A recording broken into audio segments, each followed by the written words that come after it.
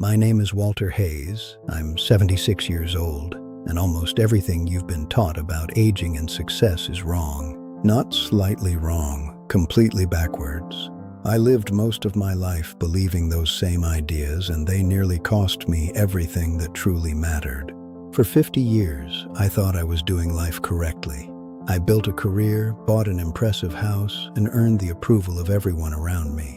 I believed that once I reached a certain level, I would finally slow down. But enjoyment was always scheduled for later. Joy was always waiting for the right time. And then one ordinary afternoon, the illusion collapsed, the moment that changed everything. Stay tuned for part 2. Follow to hear what happened next. The clock is always ticking. What will you do with yours? I was sitting in a meeting discussing numbers that felt incredibly important. Suddenly, the room felt distant. My chest tightened. My vision blurred.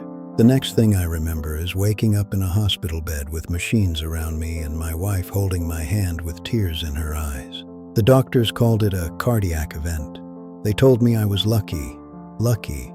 It's a strange word to hear after your heart nearly stops. But that moment forced me to confront something I had been avoiding. I wasn't really living. I was existing. I was performing. I was chasing validation. Living according to expectations I never questioned. I realized something terrifying. I had been preparing to live. Most of my life was spent preparing, not actually living. Stay tuned for part 3, where we discuss the biggest lie we tell ourselves. The biggest lie we tell ourselves is simple. I have time. We say, I'll travel when work slows down. I'll repair that relationship when things are less busy. I'll pursue my passion when I'm financially secure. I'll rest when I retire. But here's the truth no one likes to admit, that perfect time rarely arrives. The goalposts keep moving. You get the promotion, and now you want the next one. You reach a financial target, and now you need a bigger one. You tell yourself you'll relax next year, but next year arrives with new obligations, new pressures, new excuses. It feels responsible. It feels productive. But slowly, quietly, your life becomes a checklist instead of an experience. In part 4, I'll show you the view from the top of the ladder. Stay tuned. I spent 30 years climbing a ladder I thought would bring fulfillment. When I finally reached the top, I realized the view wasn't what I expected. The applause faded quickly. Success by itself is not a destination, it's a treadmill. You run, and for a brief moment you feel accomplished. But then the speed increases again. A close friend of mine worked harder than anyone I knew. Brilliant, driven. He always said he would slow down soon. He would take the trip next year, spending time with family once things stabilized. Next year arrived, but not the way he expected. A stroke ended his plans abruptly. At his memorial, his son said, "My father achieved incredible things, but I wish I had known him better." Because at the end of life, people don't talk about quarterly results, they talk about presence. Stay tuned for part 5, where we discuss the weight of regret. Regret doesn't usually come from bold mistakes. It comes from quiet postponements. The call you didn't make, the trip you delayed, the apology you never delivered, the hobby you dreamed about but never started, the love you assumed they already knew. My own father passed away unexpectedly when I was in my 40s. Our relationship was complicated, and I always believed we would have time to talk more deeply when life calmed down. Life never calmed down, and neither did my regret. I don't lose sleep over business deals that failed. I lose sleep over Sundays I didn't visit, conversations I rushed, moments I treated as ordinary, moments I would give anything to relive. Stay tuned for part 6, where I'll show you how my life began to change. Slow, intentional, and real. What will you choose to relive? The clock is always ticking. What will you do with yours? After that day in the hospital, I didn't transform overnight. Change was slower, more intentional. I stepped back from obligations that drained me. I started protecting time instead of spending it carelessly. I said no more often, not out of selfishness, but out of clarity. I began saying yes to experiences I had postponed for decades. I traveled not to impress anyone, but to feel something new. I deepened conversations. I listened more carefully. I forgave old grievances that had quietly occupied mental space for years. I began measuring days not by productivity, but by presence. Here's something I wish someone had told me when I was 30. Fulfillment is embarrassingly simple. Stay tuned for part 7. How do you measure your days? The clock is always ticking. What will you do with yours? Fulfillment is embarrassingly simple. It's not glamorous. It's not flashy. It doesn't photograph well for social media. It's time spent fully engaged with the people you love. It's meaningful work that aligns with your values, not just your paycheck. It's creating memories instead of accumulating possessions. It's being able to sit quietly without feeling restless. When you understand that time is limited, truly limited, your priorities rearrange themselves naturally. You stop postponing joy. You stop waiting for permission. You stop believing that happiness is scheduled for the future. I'm not suggesting irresponsibility. Bills matter.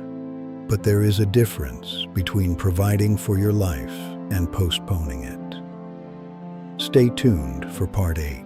Are you providing or postponing? The clock is always ticking. What will you do with yours? I'm not suggesting irresponsibility.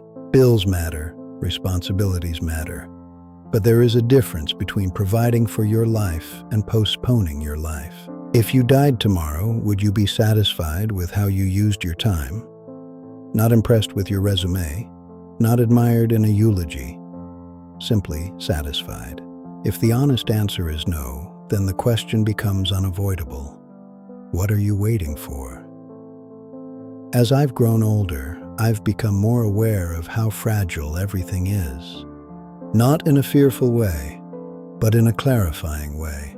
Every morning feels like a gift rather than a guarantee. I have grandchildren now. When I look at them, I see the same urgency I once had, the pressure to achieve.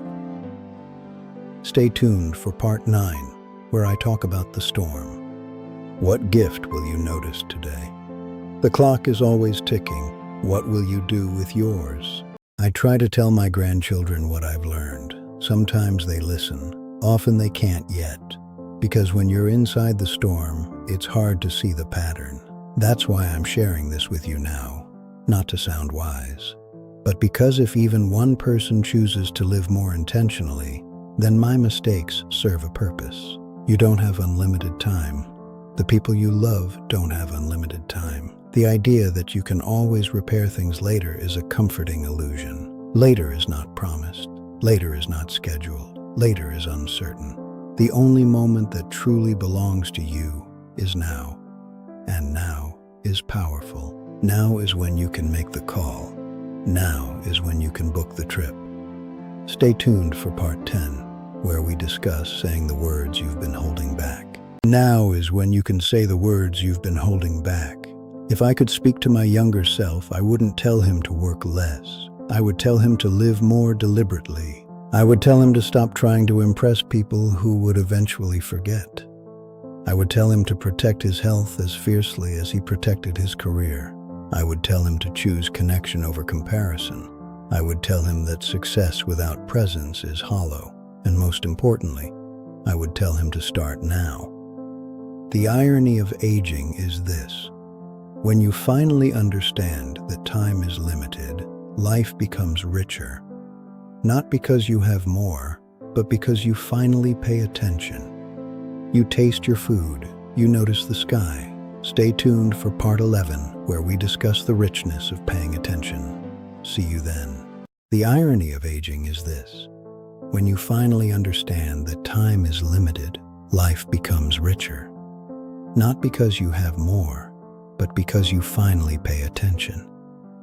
You taste your food, you notice the sky, you linger in conversations, you express affection without hesitation, you forgive faster, you waste less energy on resentment, You become selective about where your time goes, and that selectiveness creates peace. I'm in the later chapters of my life.